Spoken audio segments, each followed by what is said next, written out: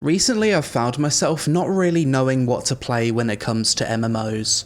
Throughout the year I've been playing a lot of new worlds with the speculation that the game would eventually become good, which is exactly what started to happen. Unfortunately, it turns out I probably would have been better off quitting the game along with everyone else, as with the recent release of Fresh Start servers, all non-Fresh Start servers are basically dying. Old characters will never be allowed to transfer to fresh servers either, so I don't really know what to do with that game. I've got this character with maxed out expertise and near maxed professions that's stuck on a dying server, and I feel like I've invested too much time into it to start again. How about other MMOs? Well, Lost Ark was a game that I was rather addicted to at the start of the year. However, I quickly got bored of the daily and weekly grinds and realised that the most time efficient way to play Lost Ark is to not play the game, wait for the Western version to be caught up with the Korean version, then pay to win once honing materials are cheap and the crystal to gold exchange rate is high. Guild Wars 2, it's a great MMO that I love to play on and off for PvP and Fashion Wars, but sometimes I want vertical progression which the game lacks. How about Albion Online and RuneScape? I really like both of these MMOs, but the fact that you can just buy gold in-game makes half of the game's systems feel irrelevant. How am I going to care about making 1 mil an hour from gathering and crafting if I can just buy 10 mil for $10? When games put a direct monetary value on gold in-game, they make me feel like I'm working for the equivalent of $1 per hour by actually playing the game and earning gold legitimately. The only way I could not have that feeling with RuneScape would be if I made an Iron Man, which I might do at some point. What about Final Fantasy XIV? I actually feel like I would probably enjoy this game a lot if I got to endgame so I could raid and have fun with the glamour system, but I've realised that I just don't care about story in MMOs at all. As much as I've tried to play the game in my spare time and read everything, I personally don't play MMOs to read a lot of text, so I'll sub to Final Fantasy XIV, play it how everyone tells me I should play it, get bored after 30 minutes and unsub. I think at some point I'm just going to boost to endgame and enjoy it on my own terms. I love MMOs that I can level up in whilst watching streams on my other monitor. With story being such a massive part of Final Fantasy's leveling, I can't really do this, so it's not for me personally, although I know many people love the story and leveling in this game. Elder Scrolls Online? There's a lot I like about ESO, but I don't vibe with the combat or character aesthetics for it to be a main MMO for me. The way I've played ESO in the past was somewhat similar to Guild Wars 2. Map completion, PvP, and collecting cool gear. In the end, I prefer Guild Wars 2 for all of these things. Black Desert Online and Arcade. Yeah, let's not get into those. World of Warcraft. I haven't played through a full WoW expansion since Mists of Pandaria and Warlords of Draenor. Each expansion since then I've played less and less. I played through about 50% of Legion, I subbed to BFA for about one patch, and Shadowlands I really didn't like the theme so I quit shortly after getting to max level. For the past few years, the thing I hated the most about WoW was that each expansion would have some kind of system that would make playing alt classes and specs a pain in the ass. Mandatory legendaries, artifact power, Azerite, renown, basically borrowed power that would become irrelevant in the next expansion. As someone who enjoys playing multiple classes and specs, I've wanted WoW to become alt-friendly for a long time, and apparently with the new expansion Dragonflight, this actually seems to be the case. There's a lot I've always enjoyed about WoW. The combat feels smooth, the PvP is fun, the raids are great, and I love the transmog system.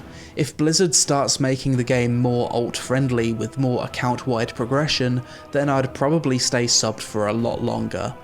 So yes, we've gone full circle. After 7 years since I created my first ever first impressions video of me looking for an alternative to WoW, transitioning the YouTube channel purely from covering WoW to being a general MMO channel, we're still here looking at the new expansion like the distracted boyfriend meme. So grab your Thunder Fury Blessed Blade of the Windseeker. Today we're back in Azeroth, seeing what's new, preparing for Dragonflight and choosing a class to main for the expansion. As of recording this video, it's the World of Warcraft Dragonflight pre-patch, which means it's time for me to choose a main class or main classes for this expansion. So the way I typically approach this is I whip out a Word document and I write down my requirements as well as every class in the game.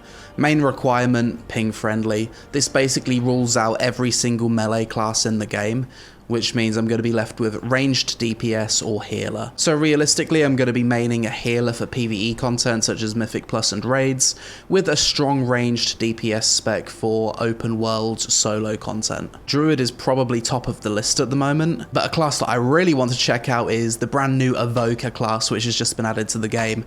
So let's create one and see if it's any fun. Body 1 or body 2? I guess those are like male and female options, but you can't really tell the difference. As a dragon, I feel like I should just be as chunky as possible. Chest spikes, yes. Wait, there's actually a lot of customization options for this race. We are one spiky dragon. Our ears consist of spikes.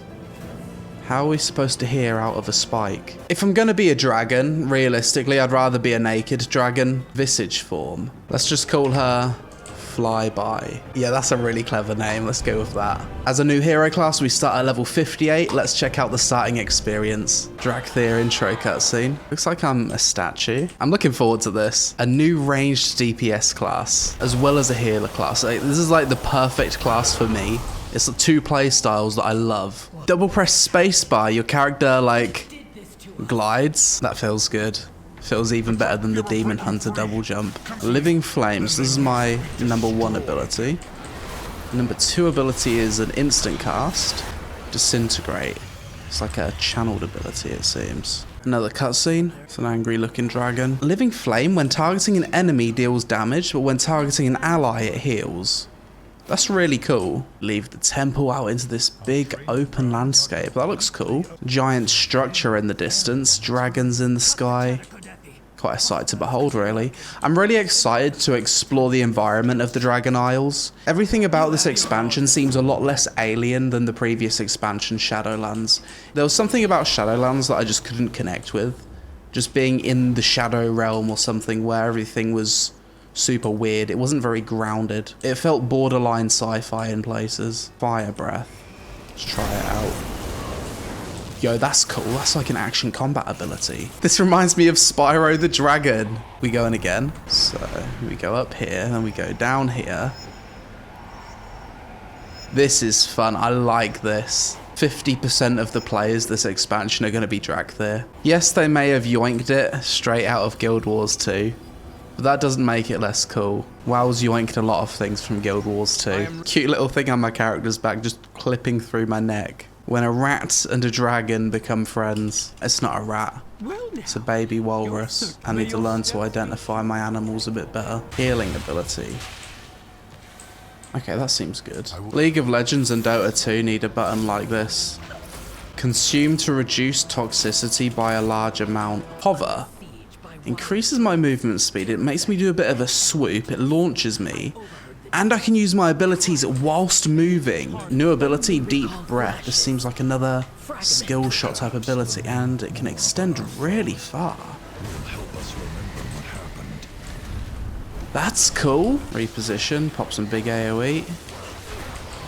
Nice, that hits hard. Is that a giant Tauren? Kurog Grim Totem. What specialization will you choose? Devastation or Preservation? I've heard really good things about Preservation, so I want to try that one. Raphion's trying to stop the ritual. He's trying to summon something evil.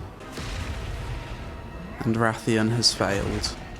Mate, you just got hit around the mouth with a bit of rock. You didn't have to fall to the ground that hard. That's a big dragon. So she's let him go to deliver a message. And as you can see by the weather, it's closely resembling England right now. Raphion's laying on the floor again. The pain.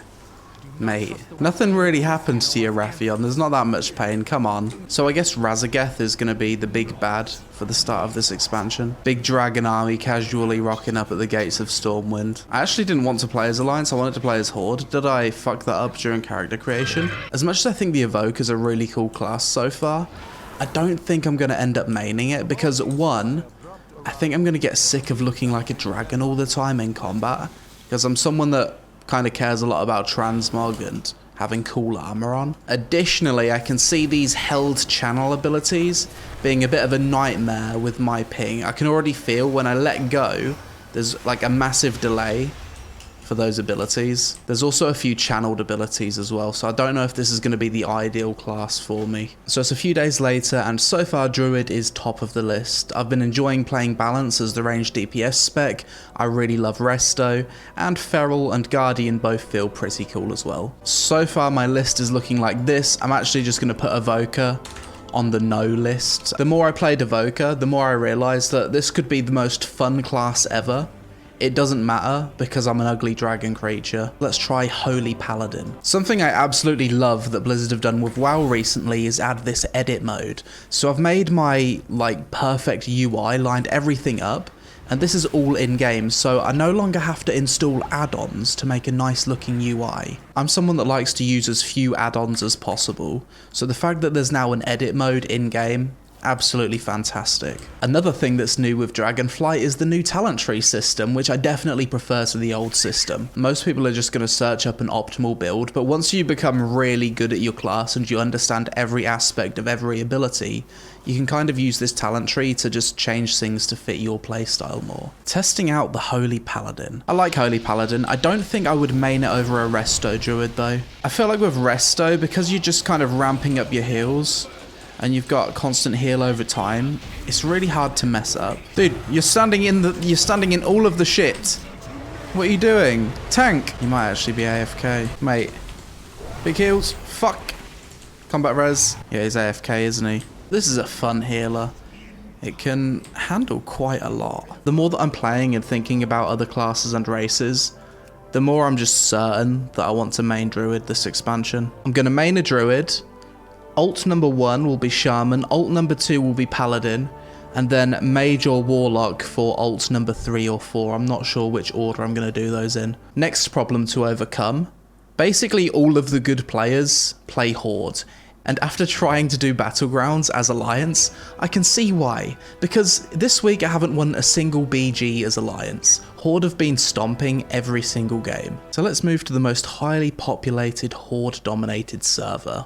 Stormscale. High Mountain Tauren unlocked. I could go Zandalari Troll if I wanted to. Like, what's cooler? We'll go High Mountain Tauren. If I don't like it, I'll race change to Troll. So after an extra day of testing, I think I'm ready for Dragonflight. The Druid is going to be my main. Although, after playing High Mountain Tauren for a while, I don't like how transmogs look on Tauren, so I'm going to have to change race. Second alt is the Shaman. I love every single spec of the Shaman. Resto, Enhancement, and Elemental all just feel really good, especially Enhancement. Warlock is my third favourite class. I really love Demonology. That one feels the best. Next would be Affliction, and then I didn't really like Destruction so much. Fourth priority is the Paladin. I enjoyed the Holy and Protection spec. And for the Mage, I didn't really enjoy any of the specs. Fire was okay, but something about Frost just feels kind of lackluster. I think it's the audio-visual feedback from abilities. I didn't really like Arcane either. Fire was the only one I kind of liked. So yeah, my original WoW class, the Mage, demoted to priority number 5. A quick look at my choosing a class document. Requirements were ping-friendly range DPS with a healer option. We went with the Druid, Shaman alt number 2, Paladin, Warlock, Mage. Wrote some notes about each of the classes. Priest is probably a class that I need to try. I've never really liked the aesthetic of Shadow Priest, but if it's fun to play, then that's a ranged DPS with 2 healer options, so I think I need to try Priest. Hope you enjoyed the video, guys. Let me know in the comments below if you're also going to be returning to WoW for Dragonflight. Help us out with a like for the algorithm gods, social media on screen, and I'll see you in the next one.